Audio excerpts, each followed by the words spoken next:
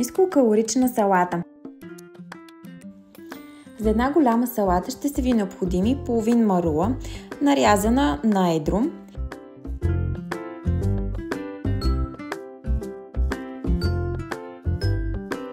след което нарязваме половин чушка, червена или зелена по избор.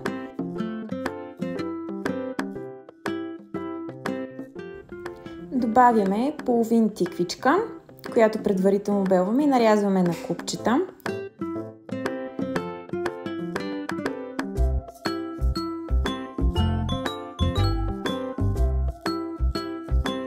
Нарязваме среден по големина морков на купчета и го добавяме към салатата.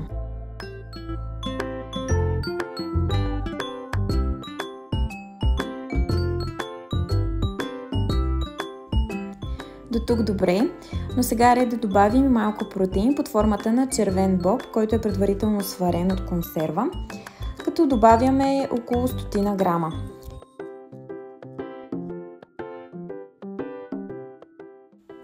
За финал добавяме малко зелени маслинки или маслини каламата, като за това количество едно малко пакетче от 30 или 50 грама е напълно достатъчно.